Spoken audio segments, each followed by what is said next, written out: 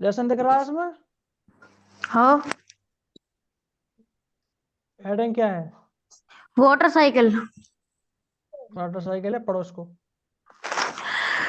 हम पढ़े। हम्म। रुकना।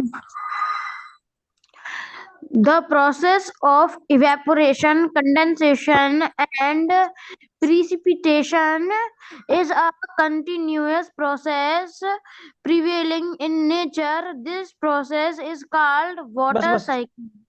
एक लाइन पढ़ो, इसको समझाओ। इवेपोरेशन, कंडेंसेशन और प्रिसिपिटेशन प्रकृति में लगातार चलने वाली प्रक्रिया हैं। हम्म। This इसका मतलब रोजा तुमने समझा दिया, हम समझा दे थोड़ा। The process of evaporation,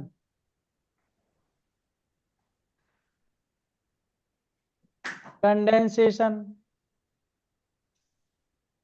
and precipitation is a continuous process privilege in nature. Privilege माना होता है कि कहीं पर, यानी हमारे नेचर में कोई चीज व्याप्त है, यानी चलती आ रही है। तो इवेपोरेशन, कंडेंसेशन और प्रेसिपिटेशन, ये जो है वो हमारे नेचर में लगातार चलने वाली प्रक्रियाएं हैं। आगे पढ़ो उसको। This process is called water cycle. हाँ, दिस यह process is called water cycle. तो यह जो प्रोसेस है वो वाटर इस साइकिल कहा जाता है। कहलाती है। हाँ, कहलाती है।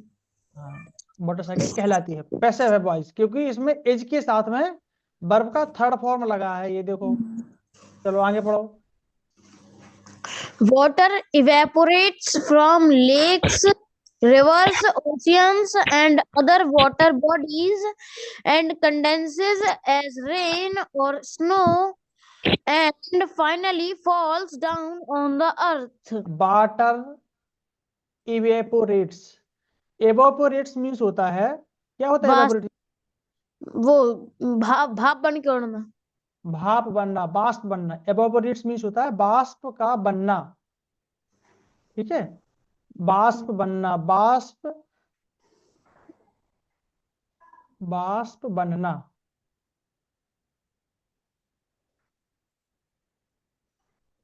तो जो हमारे इसमें देखो, इसमें क्या लिखा है आगे, बस इसमें देखो हम पढ़ेंगे। वाटर इवेपोरेट्स, यानी पानी बाष्प बनता है। कहाँ से बनता है पानी? फ्रॉम लेक, यानी जो लेक होती है बड़ी बड़ी, उन लेकों से बनता है। जो रिवर होती है उसमें से बाष्प बनेगा। ओशियन से बाष्प बनेगा, जो ओशियन होते हैं। एंड अदर वाटर बॉडीज, और जो अदर वाटर बॉडीज होते हैं। अब अदर वाटर बॉडीज में जैसे क्या होता है कि हमारे जो खेत होते हैं बरसात के समय, इनमें भी पानी भर जाता है कि नहीं भर जाता है? तो हाँ। ये पानी होता है, ये पानी भी धूप निकलने पे बाष्प बन के एवेपोरेट हो जाता है। तो ये जो वाटर वेपोरेट्स होता है, वो इन सब जगहों से वाटर हमारा एवेपोरेट्स होता है। एंड कंडेंसेस, और वाटर कंडेंसेस होता है। कंडेंसेस मान होता है यहाँ पे संघनन होना। संघनन होना मतलब होता है कि एकत्रित होना। मतलब जब बाष्प बनेगा, वेपर बनेगा वाटर, तो बहुत ही छोटी छोटी ड्रॉपलेट्स होती हैं। ड्रॉपलेट्स का मतलब होता है इतनी छोटी बूंदें होती हैं वो, कि वो हवा में तैरती रहती हैं। अगर समझ में, बाष्प जो होती है वो हवा में तैरती रहती है। वो जब बाष्प की छोटी छोटी ड्रॉपलेट्स कंडेंस होकर, यानी कंडेंस में होता है घना होना, तो संघनन बोलते हैं उसके लिए। तो जब वो कंडेंस होगी, मतलब वो इकट्ठी होती जाती हैं, तो वो बड़ी बूंद बन जाती है। और जब वो हैवी हो जाती है तो वो क्या होती है कि जो एयर होती है वो उसको कैरी नहीं कर पाती है। तो जो वाटर की जो छोटे छोटे ड्रॉपलेट्स हैं, बड़े होके पृथ्वी पर रेन के रूप में, कंडेंसेस एज रेन, यानी वर्षा के रूप में, और स्नो के रूप में, and finally falls down on the earth, और आखिरकार पृथ्वी पर गिरते हैं। समझ में आ गया? Yes sir. हाँ, तो जो वाटर है, जो बाष्प बन के, वेपर बन के हमारे एटमॉस्फेयर में रहता है, कंडेंसेशन के बाद वही वेपर कई अलग फॉर्म में हमारे पृथ्वी पर वापस आती है, अर्थ पर। जैसे उसमें से एक हमने पढ़ ली, जैसे इसमें क्या लिखा, रेन। रेन के रूप में भी आ जाता है। तो रेन के अलावा और किस किस रूप में आता है पानी, पेपर ड्यू। हमारा? हाँ, तो इसमें देखो, रेन तो है ही, स्नो है, इसमें दो दिया है, और उसमें क्या लिखा है, और इसके अलावा उसमें कुछ ऐसी अशुद्धियां होती हैं जो हमारे स्वास्थ्य के लिए हानिकारक होती हैं। चलो इसको पढ़ो। Water becomes polluted due to mud, sand particles, waste from factories, and sewage. हाँ, अब वाटर पॉल्यूटेड कैसे होता है, इसमें लगा पॉल्यूटेड। जैसे अगर आपसे कहे कि हमारा जो वाटर है वो पॉल्यूटेड क्यों हो जाता है, किससे हो जाता है, तो आपको समझ में आ जाएगा इसको पढ़ने के बाद। वाटर बिकम्स पॉल्यूटेड, पानी पॉल्यूटेड यानी प्रदूषित होता, प्रदूषित होना। तो पॉल्यूटेड मीन्स क्या होता है, प्रदूषित, प्रदूषित होना। हमारा जो वाटर है वो पॉल्यूटेड हो जाता है, प्रदूषित हो जाता है। प्रदूषित का मतलब उसमें दूषित चीजें मिल जाती हैं, दूषित अशुद्धियां। Due to, due to means क्या होता है बताओ? के कारण। हाँ, ड्यू टू मीन्स के कारण। अब इसके बाद कारण बताए जाएंगे कि किसके कारण हमारा जो पानी है वो दूषित हो जाता है। तो due to mud, due to mud. Means कीचड़, सैंड पार्टिकल्स, रेत सैंड के कारण। रेत के कण, waste from factories. Waste means, कारखाना। वेस्ट मीन्स होता है कि व्यर्थ के कूड़ा। पदार्थ। हाँ, कूड़ा कचरा, ऐसी चीजें जो फैक्ट्री से निकलती हैं और जो वहां मतलब एज ए वेस्ट के रूप में निकलती हैं, उनका वहां पे कोई यूज नहीं होता है। एंड सीवेज, सीवेज जानते हो? गंदा पानी। सीवेज माने होता है, बड़े बड़े शहरों में क्या होता है कि जो लेटरिन के टैंक नहीं होते हैं, तो वहां पे वहां पे क्या होता है कि वो घर से पाइप निकल के बाहर की सरकारी की लाइन होती है, उस लाइन में चला जाता है। तो उस लाइन के द्वारा वो सीवेज मान होता है कि जैसे कि आप की, आया था नदियों हाँ, में। वाला गंदा पानी जाता है उसमें सीवेज में, ठीक है। सीवेज गंदा पानी होता है, सीवेज। तो इसके कारण हमारा वाटर जो है वो पॉल्यूटेड हो जाता है। वाटर किसके कारण पॉल्यूटेड हो जाता है, अब बताओ? मड्स के कारण, सैंड पार्टिकल्स के कारण, waste from factories and sewage. अब अगर आपसे कोई पूछे कि हमारा जो वाटर है वो पॉल्यूटेड किसके कारण होता है, तो आप क्या बताओगे कि किसके कारण पॉल्यूटेड होता है? बताओ, बता डुगू, किसके कारण पॉल्यूटेड होता है? मड। हाँ, मड। और बताओ? Sand particles. हाँ, सैंड पार्टिकल्स। और बताओ? Waste from factories. हाँ, वेस्ट फ्रॉम फैक्ट्री, फैक्ट्री से भी वेस्ट मटेरियल निकलते हैं। और बताओ? और सीवेज, सीवेज। सीवेज मान होता है कि जो नालियों का पानी होता है वो भी बड़े बड़े शहरों में, नदियों में छोड़ दिया जाता है। आ गया समझ में? Yes sir. हाँ, तो इसके कारण जो हमारा वाटर है वो पॉल्यूटेड हो जाता है। अब यहाँ पे एक चीज देखो, मड से कैसे हो जाता है। जैसे मड मीन्स कीचड़। तो क्या होता है कि जब बरसात के समय में अगर कीचड़ तो हो ही जाता है बरसात के समय में कच्ची जगहों पर, तो वहां का पानी यदि किसी कुएं में चला जाए या नदी में जा रहा है बह के, तो वो नदी का पानी भी प्रदूषित हो जाएगा, गंदा हो जाएगा। इसी प्रकार जो सैंड पार्टिकल्स होते हैं, सैंड मीन्स होता है रेत के कण। तो रेत के कण, ये सैंड पार्टिकल्स होते हैं, ये क्या होता है कि धूल के महीन कण होते हैं, या ऐसे एरिया जहां पे रेत पाई जाती है। जैसे कि रेगिस्तान का इलाका होता है, रेगिस्तान जहाँ पे डेजर्ट पाए जाते हैं, तो वहां पे क्या होता है कि आंधी आती है, तो आंधी या तेज हवा के कारण जो महीन कण होते हैं वो उड़ जाते हैं, और उड़ के उन जो वहां के आसपास के जो वाटर बॉडीज होते हैं, जैसे कि झील है, राजस्थान में बहुत सी झीलें होती हैं, तो उन झीलों में या नदियों में वहां पे क्या होता है, वहां के वाटर को पॉल्यूटेटेड कर देती हैं। ठीक है, वेस्ट फ्रॉम फैक्ट्रीज। तो जो फैक्ट्री होती है वो, जैसे अपने यहाँ पे देखो कानपुर शहर में, जब आप कानपुर में जाओगे तो कानपुर के पहले बहुत सारी फैक्ट्रियां हैं। अगर उसमें से कुछ फैक्ट्रियां हैं जो लेदर का काम करती हैं, जहां पे क्या होता है, जानवरों की लेदर ले जाकर उसको साफ सफाई की जाती है, और साफ सफाई के बाद उन साफ सफाई में जिन केमिकल का यूज किया जाता है, उस केमिकल के पानी को बाद में वो लोग क्या करते हैं कि गंगा नदी में बहा देते हैं या आसपास के खेतों में छोड़ देते हैं। तो गंगा नदी का पानी इतना गंदा हो जाता है कि उसको जानवर भी नहीं पीते हैं, जबकि गंगा का जल जहां से गंगा नदी निकलती है बहुत प्योर होता है। तो ये शहरों में जो फैक्ट्रियां हैं, उन फैक्ट्रियों से गंदा पानी इन नदियों में छोड़ दिया जाता है, और ये वाटर बॉडी जो है वो पॉल्यूटेटेड हो जाती है। समझ में आ गया सभी लोगों को? Yes sir. ठीक है, इसको आगे पढ़ेंगे। We can purify this polluted water in many ways. हम इस पॉल्यूटेड वाटर को कई प्रकार से, मैनी बे माने होता है तरीका, तरीका। बे मीन्स क्या होता है बताओ डुगू? डुगू बे मीन्स क्या होता है? बे, WAY, तरीका। और एक और मीनिंग होती है इसकी, बे मीन्स तरीका या रास्ता। क्या होता है? रास्ता। हाँ, लेकिन यहाँ पे इसकी जो मीनिंग है वो तरीका आएगा, ना कि रास्ता। आगे समझ में? तो जो वी कैन, तो इसलिए we can purify this polluted water.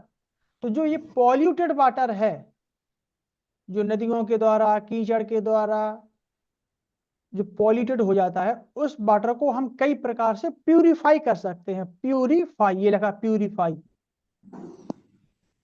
Purify means क्या होता है? शुद्ध। डुग्गू बताओ। शुद्ध। प्यूरिफाई माने शुद्ध होता है, लेकिन यहाँ पे ये एज ए वर्ब हुआ है इसका यूज, तो इसका मतलब होता है शुद्ध करना। क्या होगा? शुद्ध करना। शुद्ध करना, तो अब शुद्ध तो आप करोगे तो क्या होगा कि इसमें जो ये जिसके कारण ये प्रदूषित हुआ है उसको evaporation, ऐसे ही होता है कंडेंसेशन। अब होता है कंडेंसेशन, तो अगर एवेपोरेट होगा वाटर, तो वाटर एवेपोरेट होके कहाँ जाएगा बताओ? आसमान में। कहाँ जाएगा वाटर? आसमान में। समझ में आया कि नहीं आया? ये वाटर, हाँ। अब वाटर है ये, तो ये कहाँ पे मिलेगा हमको? अर्थ पे मिलेगा। हाँ। अब वाटर एवेपोरेशन प्रोसेस के द्वारा वाटर वेपर में बन गया। अब ये वाटर वेपर बन के ये कहाँ पे चला जाएगा? आसमान में। इसको बोलते हैं एटमॉस्फियर।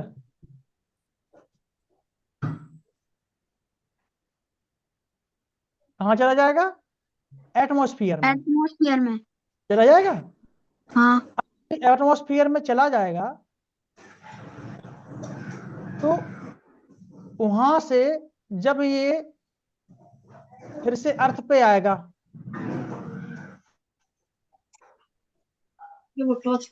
और आएगा तो ये अलग अलग फॉर्म में आता है, जैसे वाटर के फॉर्म में, और स्नो बर्फ के फॉर्म में, फॉग फॉग के रूप में आता है। तो जब ये वाटर वेपर अर्थ पे आता है, तो जिस प्रोसेस के द्वारा आता है, इस प्रोसेस को बोलते हैं, क्या बोलते हैं बताओ? कंडेंसेशन। हाँ, कंडेंसेशन।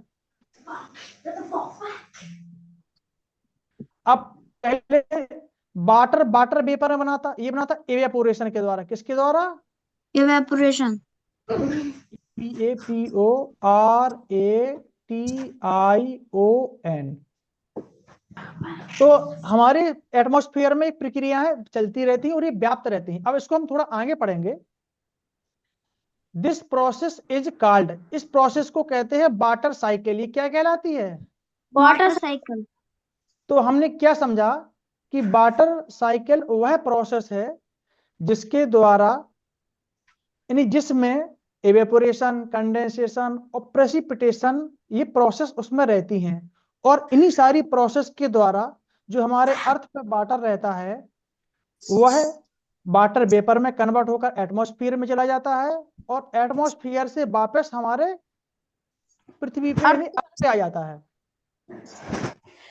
तो ये वाटर साइकिल समझ में आ गया? वाटर साइकिल क्या होता है? कोई पूछेगा व्हाट इज वाटर साइकिल, तो क्या बता दोगे उसको कि वाटर साइकिल एक प्रोसेस होती है जिसके द्वारा जो हमारा वाटर होता है वो एटमॉस्फेयर में जाता है और एटमॉस्फेयर से वापस हमारे अर्थ पे आता है। इसी प्रोसेस को वाटर साइकिल कहते हैं। आगे समझ में? हिंदी में तो बता पाओगे ना वाटर साइकिल क्या होता है, ऐसे समझा देना। ठीक है, चलो अब इसको आगे पढ़ो। कब आगे पढ़ो, आगे वाली लाइन कौन सी? जहां तक पढ़ा दी हमने वाटर साइकिल, वाटर इवेपोरेट। हाँ, तो water evaporates from lakes, rivers, oceans, and other water bodies, and condenses as rain or snow, and finally falls down on the earth. इसको अर्थ बताओ इन्हें। झील, नदी और समुद्र और दूसरी बहुत ज्यादा पानी के तालाब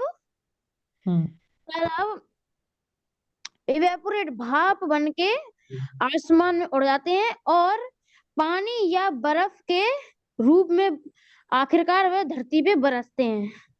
देखो इसको हम लोग ऐसे समझ सकते हैं कि जैसे वाटर, देखो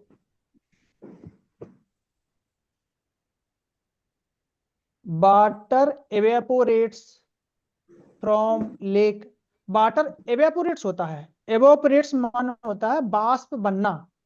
नीचे लिखिए ना मीनिंग एवेपोरेट्स की, नीचे देखो बाष्प बनना रेड पेन से। एवेपोरेट मीन होता है बाष्प का बनना, एवेपोरेट्स मीन्स बाष्प का बनना। एवेपोरेट से वर्ब है, तो वाटर एवेपोरेट्स, पानी भाप बनता है। किससे बनता है? फ्रॉम लेक, किससे? लेक से। रिवर से बनता है, जो रिवर होती है ना, वो नदियों का पानी भी एवेपोरेट्स होता है। ओशियन, जो समुद्र होता है बहुत बड़े बड़े, उनसे भी एवेपोरेट होता है। एंड अदर वाटर बॉडीज, और जो अदर वाटर बॉडीज होती है यानी वाटर जिनमें होता है उनसे भी इवेपोरेट होता है। अब अदर वाटर बॉडीज कौन सी होती हैं? जैसे बरसात के समय पे खेत में पानी भर जाता है। हाँ। अब वो भरा हुआ पानी कुछ समय बाद उड़ जाता है पानी, तो वो अदर वाटर बॉडीज में आ गया। तालाब होते हैं, क्योंकि इसमें झील का तो नाम है लेकिन तालाब भी तो होते, तालाबों में भी पानी होता है, तालाब भी सूख जाते हैं गांवों में। एंड तो ये एवेपोरेट होता है। एंड कंडेंसेस, और संघनित होता है। कंडेंसेस मीन संघनित होना, यानी संघनित माने क्या होता है कि वाटर जब एवेपोरेट होके एटमॉस्फेयर में चला जाता है तो छोटी छोटी बूंदों के रूप में वो उड़ता रहता है, और वही वाटर कंडेंसेस होके रेन यानी वर्षा, स्नो यानी बर्फ, and finally falls down on the earth, और इसके रूप में वो अर्थ पे हमारे आ जाता है। समझ में आ गया? यस। ठीक है। अब और क्या कैसे रूप होते हैं? जैसे आपने देखा होगा कि जो हमारा पानी है वो रेन के रूप में तो आता ही है, स्नो के रूप में भी आ जाता है, और इसके अलावा ड्यू, DEW लिखा है, DEW, ड्यू मीन्स ओस। कल बताया था ना पत्तियों पे सर्दियों के मौसम में जो छोटी छोटी बूंदें बन जाती हैं, हाँ। तो वो ड्यू होता है, उसको ड्यू बोलते हैं। फॉग यानी कोहरा, फ्रस्ट ये कुहासा होता है। तो ये जो हमारी पृथ्वी होती है उसके सतह पर आके इकट्ठी हो जाती है, क्योंकि जब वो भारी हो जाएगी ना तभी तो नीचे आती है, तो हमको दिखता नहीं है इसके कारण। जब कोहरा बनता है। अब इसको आगे पढ़ो, purification of water. Purification of water. Water का शुद्धिकरण, वाटर का। शुद्धिकरण। अब वाटर कुछ कारण से, कुछ हमारे मतलब इंसानों की कुछ गलतियों के कारण, कुछ नेचर में ऐसी घटनाएं घटती हैं जिनके कारण वाटर हमारा पॉल्यूटेड हो जाता है। वाटर हमारा कैसा हो जाता है? पॉल्यूटेड। प्रदूषित। कैसा हो जाता है? प्रदूषित। हाँ, पॉल्यूटेड मीन दूषित। पॉल्यूटेड मीन प्रदूषित, यानी गंदा। प्रदूषित। ऐसा गंदा कि मतलब वो पीने लायक नहीं रहता है, यूज करने लायक नहीं रहता है। तो ऐसे पॉल्यूटेड वाटर को कुछ प्रोसेस के द्वारा उसको हम लोग प्योर करते हैं, और प्योर करने के बाद उसको हम यूज कर सकते हैं। तो पहले तो हम ये देखेंगे कि पॉल्यूटेड होता किसके कारण है, और उसके बाद फिर हम उसको प्यूरिफिकेशन की प्रोसेस को देखेंगे। पढ़ो Kabbu. Water becomes polluted due to mud, sand particles, waste from factories, and sewage. हाँ, बताओ इसको हिंदी में अर्थ। पानी, मिट्टी रेत के नहीं, कीचड़। मड मीन्स कीचड़। कीचड़, रेत के कण, कारखानों से निकलने वाले कचड़े से, और गंदे पानी। सीवेज। हाँ, गंदी नालियों के पानी से गंदी नालियों के polluted होता पानी है। के कारण प्रदूषित हो जाता है। तो समझ में आया छोटू? हाँ। क्या समझ में आया कि जो वाटर होता है वो, जो फैक्ट्रियों से पानी निकलता है, वेस्ट मटेरियल फ्रॉम फैक्ट्रीज, उसके कारण, और मड कीचड़ के कारण, सैंड पार्टिकल धूल के कारण, रेत के कारण, और नालियों के पानी, इनके कारण वो पॉल्यूटेड हो जाता है। ठीक है?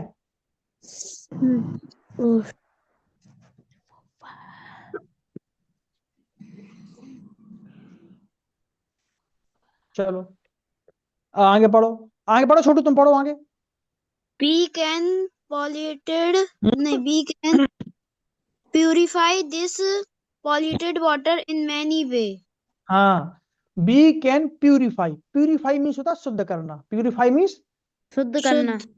हाँ, तो हम शुद्ध कर सकते हैं दिस पॉल्यूटेड वाटर, इस प्रदूषित पानी को, इस पॉल्यूटेड वाटर को हम शुद्ध कर सकते हैं इन मैनी वेज। मैनी वेज माना तरीका भी होता है, रास्ता भी होता है, लेकिन यहाँ पे इसकी मीनिंग तरीका होगा, क्योंकि हम इस गंदे पानी को, पॉल्यूटेड वाटर को कई तरीके से शुद्ध कर सकते हैं। सब अभी हमने क्या पढ़ा है कि जो वाटर है वो किसके कारण पॉल्यूटेड हो जाता है। तो बताओ हमें, वाटर किसके कारण पॉल्यूटेड हो जाता है? बताओ छोटू, किस कारण से हमारा वाटर पॉल्यूटेड हो जाता है? बताओ।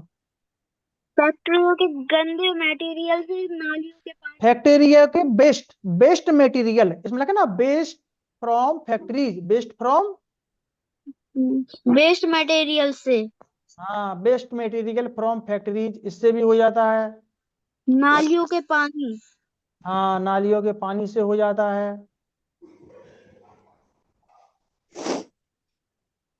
नालियों का पानी, और मड, सैंड पार्टिकल, इससे भी तो होता है। हाँ। नहीं होता? तो जब इसमें लिखा है we can purify this polluted water in many ways, यानी हम लोग जो पॉल्यूटेड वाटर है उसको कई प्रकार से प्यूरिफाई कर सकते हैं। तो पहला इसमें जो प्रोसेस है वो है बॉइलिंग। क्या है? बॉइलिंग। हाँ। अभी बॉइलिंग क्या होती है? बॉइलिंग मीन्स उबालना। उबालना। उबालना। तो ये सबसे ही सिंपल और आसान तरीका होता है। इसके लिए कोई विशेष सामान की या टेक्निक की जरूरत नहीं होती है। तो बॉइलिंग क्या होती है? The simplest way of purifying water is boiling. The simplest way of purifying water, water को प्यूरिफाई करने का सबसे आसान तरीका बॉइलिंग ही है। क्या है? उबालना। बॉइलिंग या उबालना। Boiling water for at least 10 minutes kill the germs in it. Boiling water for at least 10 minutes. इसका मतलब होता है कि पानी को कम से कम 10 मिनट उबालो, ठीक है, और ये किल करता है। किल मीन्स मारता है। मारना। जर्म्स मीन्स कीटाणु। कीड़े मकोड़े। कीटाणु को मारता है। हाँ, मतलब यदि पानी को हम कम से कम 10 मिनट बॉईल करें, boil water for at least 10 minutes kills the germs in it, तो इसमें जो जर्म्स होते हैं उनको वो मार देता है। तो पानी को कम से कम कितने मिनट बॉईल करना चाहिए? 10 मिनट। 10 मिनट। समझ में आ गया छोटू? 10 मिनट। हाँ। अगर उसको पानी को 10 मिनट हम्म, उबालोगी तो वो सारे कीटाणु को मार डालेगा।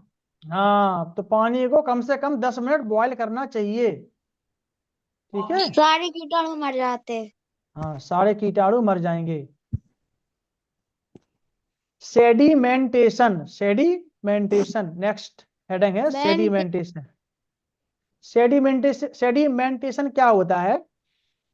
The process of setting down of heavy insoluble impurities present in water is called sedimentation।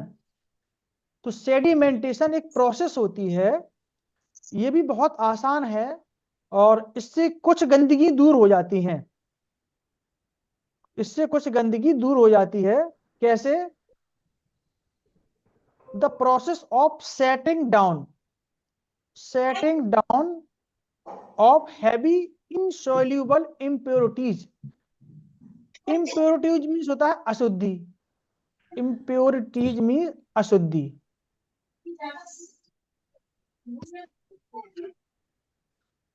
Insoluble means क्या होता है बताओ? सेडिमेंटेशन। सेडिमेंटेशन का मतलब ऐसे समझो कि जैसे आपने एक गिलास पानी में मिट्टी घोल दी, तो उसमें मिट्टी के कुछ महीन कण होते हैं, कुछ भारी कण होते हैं। तो अब उसको आप क्या करोगे कि आप उस पानी को कुछ देर के लिए रख दो, 1 घंटे के लिए, तो जो अशुद्धियां होती हैं भारी भारी, वो नीचे बैठ जाती है कि नहीं बैठ जाती है उसमें? हाँ। तो इसी को ही सेडिमेंटेशन बोलते हैं। सेटल डाउन माने होता है नीचे बैठना। द प्रोसेस, देखो, the process of settling down. Settling down means होता है नीचे बैठना। डाउन मीन्स क्या होता है? नीचे, बैठना। तो बैठना। अब क्या बैठेगा? हैवी यानी भारी। हैवी मीन्स भारी। इनसोल्यूबल। छोटू बताओ, इनसोल्यूबल मीन्स क्या होता है? आती है कि नहीं आती इनसोल्यूबल मीन्स? छोटू, इनसोल्यूबल की मीनिंग आती है या नहीं आती है? नहीं। नहीं। सोल्यूबल की आती है? सॉल्यूशन सॉल्यूबल एक ही है। सोल्यूबल की आती है या नहीं आती? बताओ। सोल्यूबल, सॉल्यूशन अलग होता है। सोल्यूबल, सोल्यूबल की आती है? नहीं। सोल्यूबल मीन्स होता है घुलनशील। सोल्यूबल मीन्स घुलनशील। सोल्यूबल। यदि कोई चीज सोल्यूबल है तो वो किसी भी चीज में, मतलब वो जिसमें सोल्यूबल होगी उसमें घुल जाएगी। जैसे पानी में शुगर है, सोल्यूबल। पानी में शुगर क्या है? सोल्यूबल। सॉल्यूबल। पानी में शक्कर डालो तो घुल जाएगी कि नहीं घुल जाएगी? हाँ। नमक घुल जाएगा कि नहीं घुल जाएगा? हाँ। अब तेल में नमक घोलना, तेल में, तेल नहीं ले लेना, घुलेगा। तेल ले लेना सरसों का, उसमें नमक डाल के घोलना, घुलेगा? No sir. नहीं। तो इसके माने जो नमक है, सॉल्ट है, वो पानी में तो सोल्यूबल है, लेकिन नमक ऑयल में वो सोल्यूबल नहीं नहीं है। है। ऐसे ही कुछ प्योरिटीज ऐसी होती हैं जो पानी में सोल्यूबल है, कुछ ऐसी होती हैं जो पानी में सोल्यूबल नहीं है। जैसे पानी में दूध डाल दो तो मिल जाएगा कि नहीं मिल जाएगा? हाँ। मिल जाएगा। पानी में शहद डाल दो तो घुल जाएगी कि नहीं घुल जाएगी शहद? घुल जाएगी। तो जो शहद है, दूध है, वो तो पानी में सोल्यूबल है, लेकिन अगर पानी में आप कंकड़ डालो, कंकड़, तो कंकड़ घुल जाएगा? नो। अगर कोई मेटल की चीज डालो, जैसे कि आपने डाल दिया लकड़ी का कचरा डाल दिया, लकड़ी का बुरादा जो होता है, लकड़ी का महीन महीन कचरा, उसको डाल दिया, या आपने पानी में डाल दिया जैसे कि ऑयल। ऑयल, तो ऑयल पानी में नहीं घुलेगा। तो इसके माने ऑयल पानी में नहीं घुलता है, और ऑयल पानी में सोल्यूबल नहीं है। जो चीज सोल्यूबल नहीं होती है उसको बोलते हैं इनसोल्यूबल। क्या बोलते हैं? इनसॉल्युबल। तो हम क्या कह सकते हैं कि जो कंकड़ होते हैं या मिट्टी होती है वो पानी में सोल्यूबल नहीं है, तो इनसोल्यूबल है। कैसी है? इनसॉल्युबल। अब समझ में आ गया सोल्यूबल और इनसोल्यूबल? हाँ, यस। सोल्यूबल क्या होता है? जो मिल जाए जो चीज हाँ, जो पानी। चीज मिल जाए, घुल जाए। यानी पानी में सोल्यूबल जो चीज होती है वो पानी में सोल्यूबल है, जो पानी में ना मिले वो पानी में इनसोल्यूबल है। जैसे आप घी डालो, तेल डालो, तो तेल और घी पानी में इनसोल्यूबल है। अभी हमने इसमें क्या पढ़ा देखो, सेडिमेंटेशन पढ़ रहे थे, the process of setting down of heavy insoluble impurities. अब कुछ ऐसी इम्प्योरिटीज होती, देखो इम्प्योरिटीज मीन्स अशुद्धियां, इम्प्योरिटीज मीन्स शुद्धियां। अशुद्धियां, यानी हाँ। वही चीज जो पानी को पीने लायक ना बनाए, वो चीज जो पानी को, जिसके कारण पानी पीने लायक नहीं होता है, वो इम्प्योरिटीज कहलाता है, उसको अशुद्धि बोलते हैं। जैसे अगर तुम पानी में नमक मिला दो तो पानी को पियोगे, उसको पानी को? नो तो सर। नमक भी पानी के लिए इम्प्योरिटीज है। पानी में अगर किसी ने मिट्टी मिला दी, गोबर मिला दिया, कीचड़ मिला दिया, तो वो पानी कोई नहीं पिएगा, नहाएगा भी नहीं उससे। नहाएगा कोई? नहीं नहाएगा। नहीं। तो वो नहीं। इम्प्योरिटीज है। तो इम्प्योरिटीज होती है दो टाइप्स की, एक होती है बहुत हल्की लाइट, एक होती है हैवी। मतलब इनसोल्यूबल मीन समझ गए कि जो पानी में घुले ना, लेकिन घुलने ना घुलने वाली भी दो टाइप्स की होती है, एक होती है हैवी, एक होती है लाइट। जो लाइट होती है इम्प्योरिटीज, वो ऊपर तैरेगी पानी में, और जो हैवी होगी वो नीचे बैठ जाएगी। अब जैसे पानी में तुम भूसा डाल दो, भूसा, तो भूसा पानी में तैरेगा ऊपर कि नीचे बैठ जाएगा? तैरेगा। तैरेगा। इसके माने भूसा इम्प्योरिटीज तो है, अशुद्धि तो है, मतलब भूसा डाला हुआ पानी कोई पिएगा थोड़ी, लेकिन वो लाइट है। कैसा है? लाइट। लाइट। लाइट है, इनसोल्यूबल है, उसमें भूसा घुल भी तो नहीं रहा है। भूसा घुलता है पानी में? नो। नहीं। नहीं। तो वो पानी में तैरेगा। लेकिन यहाँ पे हम बात कर रहे हैं उन इम्प्योरिटीज की जो हैवी है। कैसी है? हैवी। अब हैवी होगी तो वो पानी में नीचे बैठ जाएगी, जैसे कंकड़, मिट्टी। तो जब मिट्टी को पानी में घोल के गिलास में भर के छोड़ दोगे, तो आधा घंटे बाद देखना कि उसमें मिट्टी नीचे बैठ जाती है, कंकड़ भी नीचे बैठ जाते हैं। समझ में आ गया? हाँ। ठीक है। तो the process of setting down of heavy insoluble impurities present in water. Water में जो हैवी इनसोल्यूबल इम्प्योरिटीज उपस्थित होती हैं, प्रेजेंट होती हैं, उनको नीचे बैठाना ही सेडिमेंटेशन कहलाता है। सेडिमेंटेशन। अब सेडिमेंटेशन समझ में आ गया छोटू? Yes sir. हाँ। क्या समझ में यस। आया? सेडिमेंटेशन क्या होता है बताओ? जो लाइट वेट होता है। नहीं, हैवी इंसोल्यूबल इम्प्योरिटीज का नीचे बैठना, हैवी इंसोल्यूबल इम्प्योरिटीज, यानी पानी में उपस्थित, पानी में उपस्थित, इसमें लिखा present in water, present in water लिखा ना लास्ट में इम्प्योरिटीज के बाद, देखो हाँ। ये लिखा प्रेजेंट इम्प्योरिटीज कहाँ पे है? Present in water, water. यानी पानी में उपस्थित हैवी इंसोल्यूबल इम्प्योरिटीज का नीचे बैठना ही सेडिमेंटेशन कहलाता है। चलो आगे पढ़ो। This method is used to remove sand from water. यह मेथड, कौन सा मेथड? सेडिमेंटेशन का मेथड। कौन सा मेथड? सेडिमेंटेशन। सेडिमेंटेशन। का मेथड इसका यूज किया जाता है किसमें? रिमूव, क्या हटाने में? सैंड फ्रॉम वाटर, यानी वाटर में अगर सैंड है, बालू है, तो उसको हटाने के लिए ही सेडिमेंटेशन प्रोसेस के द्वारा वाटर को प्यूरिफाई करते हैं। समझ में आ गया? Yes sir. क्या समझ में आया? बताओ छोटू, बताओ छोटू, क्या समझ में आया?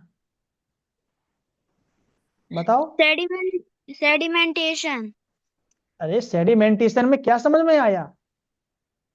कि यदि वाटर में सैंड हो, क्या हो? मिट्टी। सैंड, मड नहीं, मिट्टी नहीं, मिट्टी नहीं हो गए, सैंड मीन्स बालू, सैंड मीन्स बालू। बालू। अब ये जो सैंड होती है ये कैसी होती है? देखो, एक तो इनसेल्युबल है, कभी घुलेगी पानी में नहीं, दूसरी नहीं। हैवी भी है। हैवी है कि नहीं है? ये हाँ। हैवी है, तभी तो ये नीचे बैठेगी। तो अगर पानी में बालू की अशुद्धि है, यानी पानी में वाटर में सैंड की अशुद्धि है, तो इसको दूर करने के लिए हम लोग सेडिमेंटेशन प्रोसेस का यूज कर सकते हैं। समझ में आ गया? हाँ। Yes. Decantation, this follows sedimentation. तो यह जो होती है डिकेंटेशन, ये सेडिमेंटेशन को ही फॉलो करती है।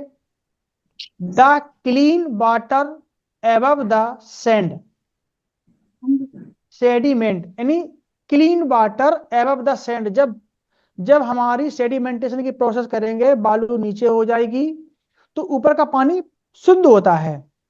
Is poured into another container, तो उसको पोर मींस क्या होता है बताओ? और दूसरे बर्तन डालना। पोर means उड़ेलना, उड़ेलना,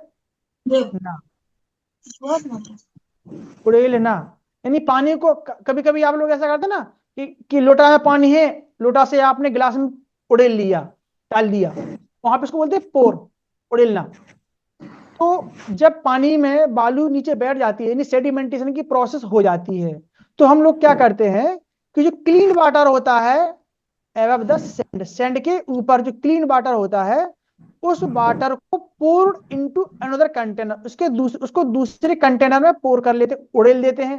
leaving the sand behind, behind means होता पीछे या नीचे, बालू को छोड़कर। ऐसा मत उड़ेलो कि बालू भी उड़ेल दी भाई मैं, मतलब क्या बोलते, सब मिल गया फिर तो। उसको आहिस्ता से इस प्रकार से उड़ेल दो कि जो बालू को नीचे बैठने के बाद और ऊपर का प्योर पानी है, वो पानी दूसरे बर्तन में डाल के उसका यूज कर लो। सभी को समझ में आया क्लास? Yes sir. चलिए ठीक है, तो आज की क्लास यहीं पे, और नेक्स्ट जो अपना टॉपिक है वो नेक्स्ट क्लास में पढ़ेंगे। क्लास फिर ये आज की यहीं पे ऑफ हो रही है।